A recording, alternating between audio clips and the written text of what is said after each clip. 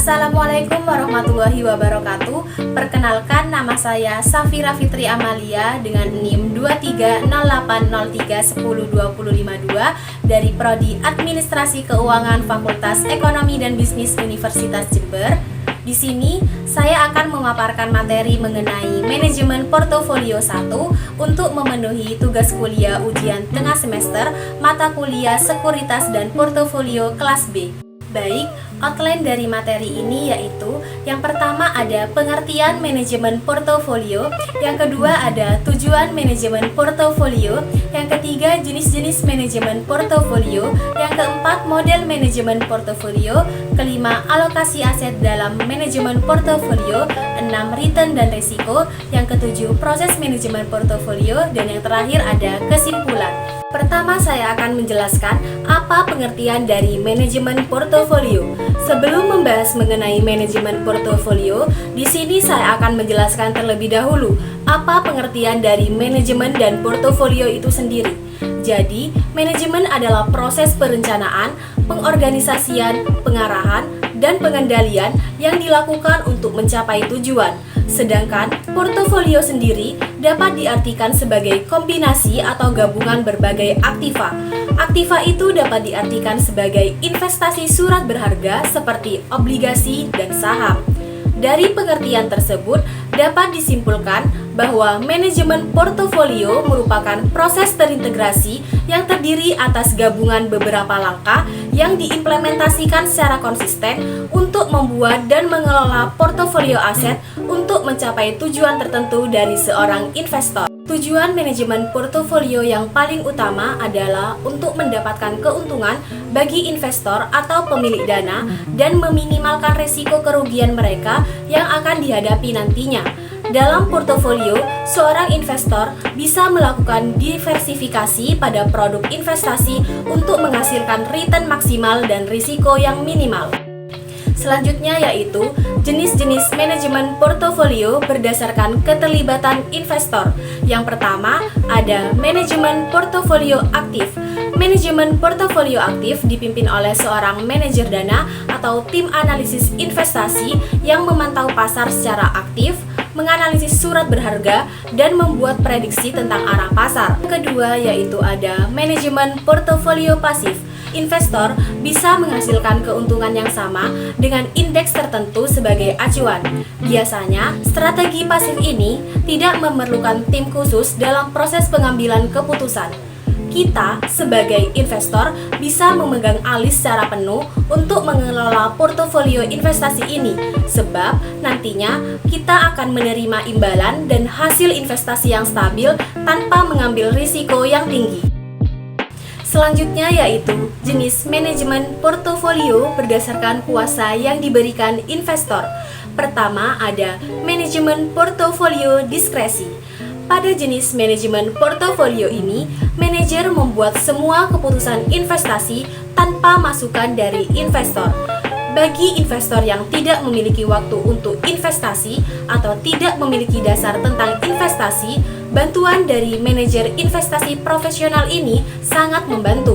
Namun, ketergantungan terhadap orang lain untuk membuat pilihan investasi juga berisiko terhadap investor.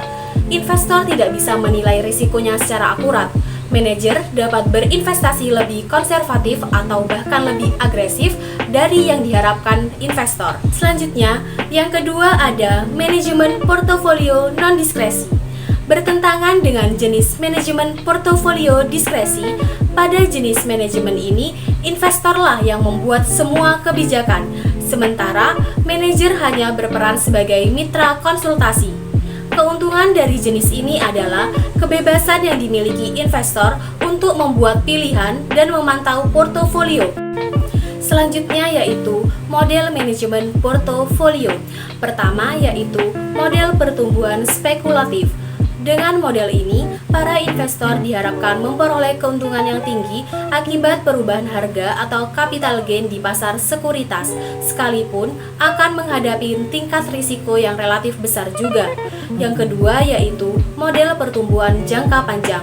Untuk memperoleh keuntungan diversifikasi dari spread kenaikan harga pasar yang bersifat jangka panjang, biasanya risiko yang dihadapi relatif kecil.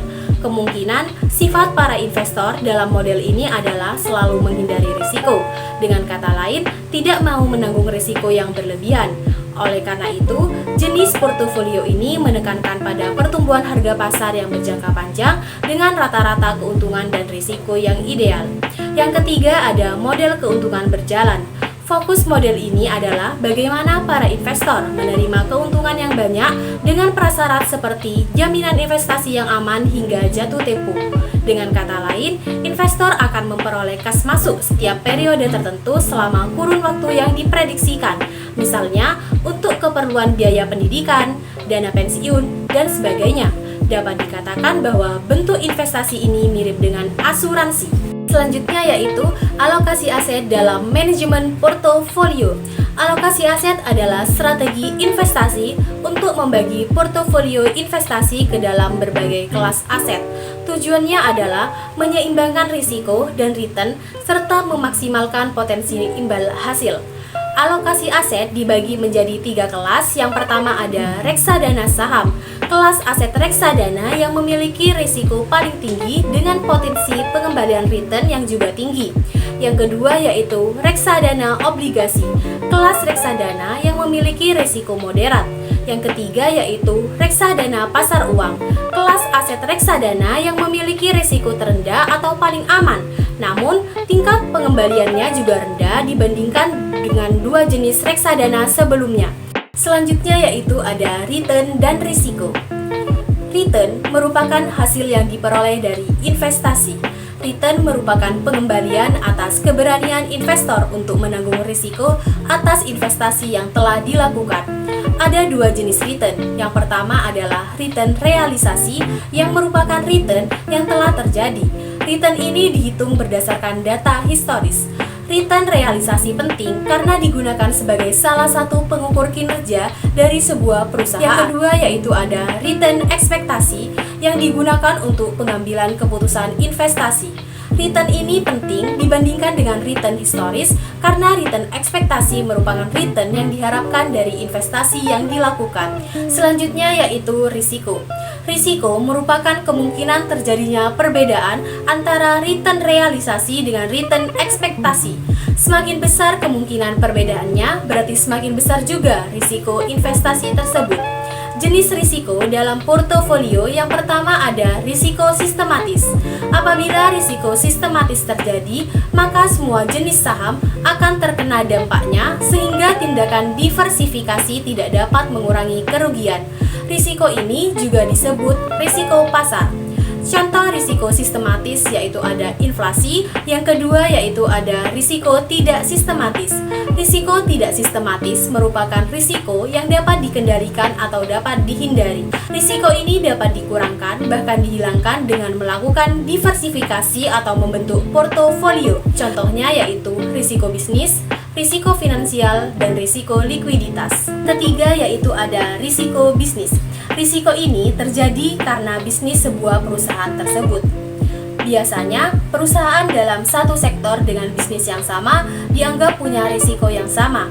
Karena itu, pelaku pasar dalam membentuk portofolio jangan membeli beberapa saham dari satu sektor yang sama, terutama jika bisnis perusahaan itu sama.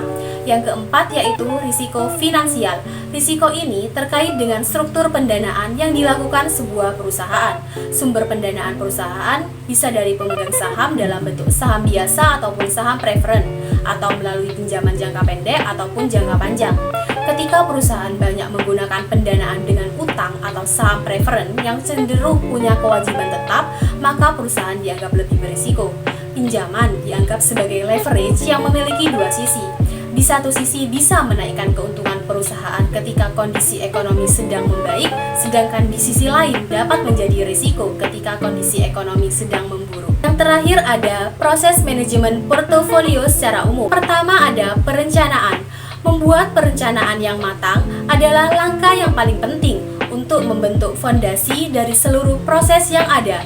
Proses ini meliputi identifikasi tujuan dan tantangan, memperhitungkan risiko dan keuntungan dari berbagai jenis instrumen investasi untuk menekankan risiko kerugian, dan penyusunan strategi alokasi yang tepat. Yang kedua yaitu eksekusi. Ketika proses perencanaan selesai, maka saatnya untuk mengeksekusi rencana tersebut menjadi serangkaian tindakan yang nyata.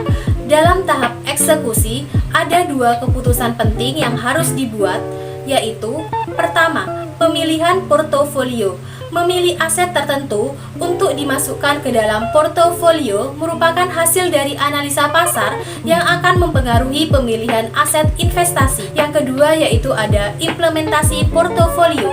Tahap ini adalah perwujudan dari portofolio. Sebelum melakukan pembelian aset, biaya-biaya lain juga harus diperhitungkan, mulai dari pajak, komisi, biaya, administrasi, dan lain sebagainya.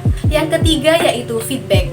Feedback adalah tahapan saat manajer portofolio atau investor harus mengamati dan mengevaluasi paparan risiko terhadap portofolio untuk memastikan tujuan investasi dapat tercapai. Selain itu, evaluasi terhadap performa investasi juga harus dilakukan secara rutin untuk mengukur pencapaian tujuan investasi seorang investor dan mengukur keterampilan dari manajer investasi tersebut. Kesimpulan dari materi yang telah dipaparkan yaitu manajemen portofolio adalah proses terstruktur untuk mencapai tujuan keuangan dengan mengelola aset secara efisien melalui perencanaan, diversifikasi, alokasi aset, dan pemilihan strategi yang tepat. Investor dapat memaksimalkan keuntungan dan meminimalkan risiko. Baik, sekian pemaparan materi mengenai manajemen portofolio 1. Kurang lebihnya mohon maaf. Wassalamualaikum warahmatullahi wabarakatuh.